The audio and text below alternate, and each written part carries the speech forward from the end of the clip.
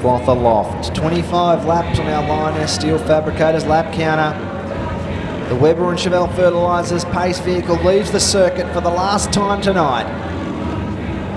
Daniel Storer and Harry Ross to kick us off.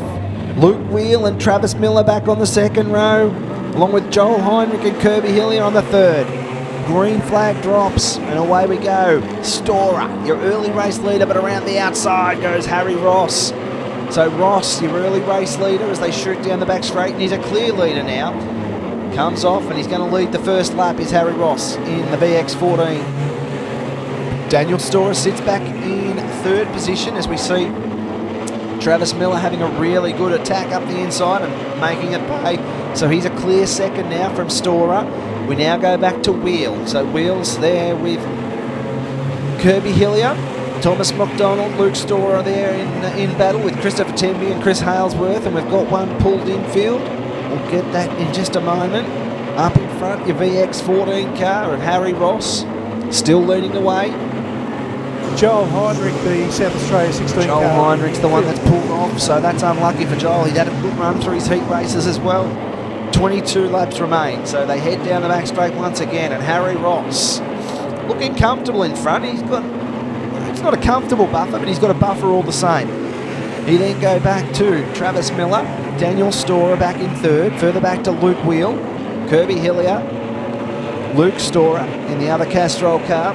So he's looking pretty good in the top six at the moment. Christopher Temby, Thomas McDonald, Mitchell Broome, still a fair way back. So Mitchell Broome, he'll be looking to close down and make up a few positions. 20 laps remain.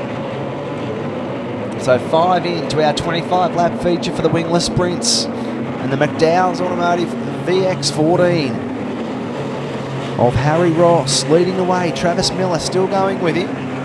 Certainly not a comfortable lead, but he doesn't look to be going any better, Travis Miller, at the moment than the leader, so they're just holding that in a holding pattern there in the front. Storer back in third, further back to Luke Wheel. We go then back to Kirby Hillier, further back to the other Storer, Luke Storer in the Victoria 33. Out behind them we go to Christopher Temby and Mitchell Broome. Chris Halesworth further back in the field with Thomas McDonald, Wayne Logue, Alex Thompson and Mark Evans. Your race leader. Down the back straight, the VX14 of Harry Ross.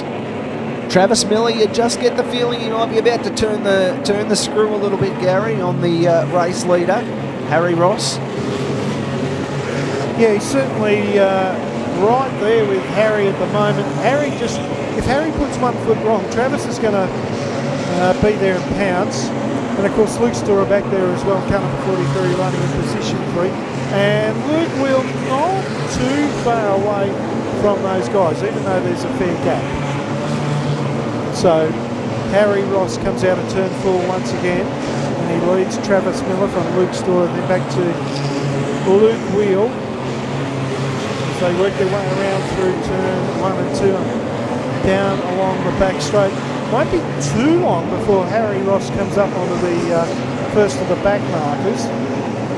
And I reckon Harry Ross might have even opened up a bit of a gap at the moment over Travis Miller. Yeah, there's a little bit of a gap there, so Miller still in second and Storer in third. Your top three have cleared out on the rest. Luke Wheel is a long way back, really, in realistic terms. Got a lot of ground to make up Luke Wheel in 12 laps in the VX50. Kirby Hillier sits behind him, Luke Storer, Christopher Temby, Mitchell Broome and Christopher Halesworth. But up in front, Alex Ross, yeah, looking comfortable up in front. He's not, well, I wouldn't say he's comfortable, but he's certainly got that few car lengths now over your second place getter, Travis Miller. Storer still there looking to pounce if he can, if either of the two in front make a mistake. A big gap back to Luke Wheel, further back to Kirby Hillier, further back to Luke Storer, Christopher Temby back there in the field with Mitchell Broome. And behind Broome, we've got Chris Halesworth, Thomas McDonald, Wayne Logue and Alex Thompson. Up in front, your race leader, coming up towards some lap traffic now. So he's going to come up on the back of the 95 car of, the 81 first now of Matt Bartlett. Will be the first of the laps car. Miller really throwing it to Ross down on the inside now as they go down into turn 3 and 4. And Travis Miller, your new race leader. Harry Ross looking to return serve up the front straight. Shuts the gate, does Miller. So Miller, your new race leader. Now he's got the first lapped car coming up now, and that's Matt Bartlett. So he's looking to put a lap down on him, and he's going to also look to try and put a lap down on Jeff Cook in the 95. Bartlett heads infield, so that's an easier task for those cars now because they won't have to lap him. That's still got a gap there, and Travis Miller now looking to put a lapped car between himself and Harry Ross. Daniel Storer also sitting in third. So starting to get interesting now that we're getting into some lap traffic. Really looking forward to this race closing down. 6 laps remain, and Travis Miller still looking good out in front, although now we've got Ross who's coming back at him again. Daniel Storer still there, so they're still nose to tail, the 3 leaders. They've got the lap traffic up in front. Got Ash Cook up in front of them now as well to deal with. There's a lapped car. They've put a lap down on Jeff Cook. Now they're coming up behind McCutcheon, so Luke McCutcheon back there. They've also got to lap him shortly as they go around the outside now on Ashley Cook. And so Harry Ross gets around as well. We've got Daniel Storer, who's just caught up behind the lapped cars.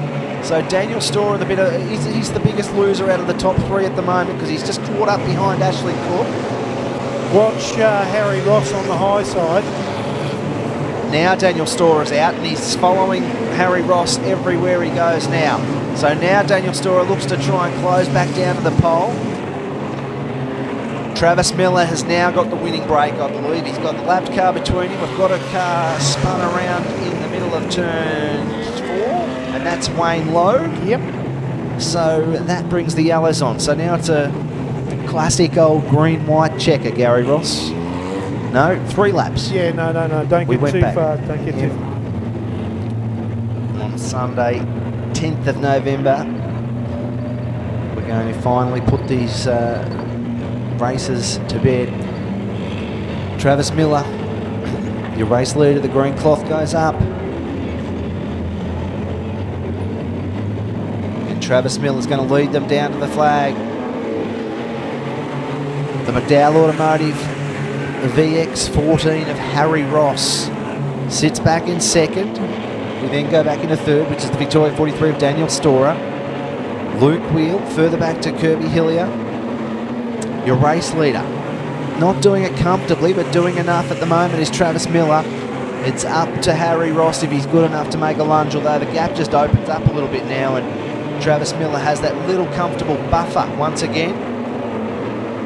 Daniel Storer looking to try and close down now on the VX14 of Harry Ross. They're on their last circulation, so the last lap of the night, and Travis Miller, your race leader.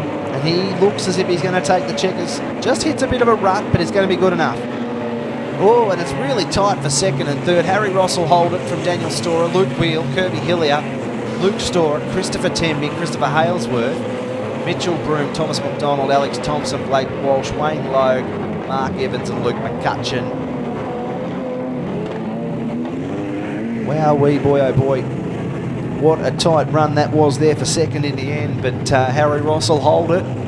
Only just Daniel Storer making that really last-minute lunge. And missed out by absolutely nothing on second place to Daniel Storer. So that brings a conclusion to the racing for the evening. So a very full program tonight here at Hastings Stockfeed Simpson Speedway. We've crowned a new Victorian champion. We're still going to have the presentations for the Wingless Sprints and the Formula 500s down trackside in just a few moments. So if you do want to hang around and witness that, that's going to happen on the infield shortly. Obviously we can't do presentations in the pit.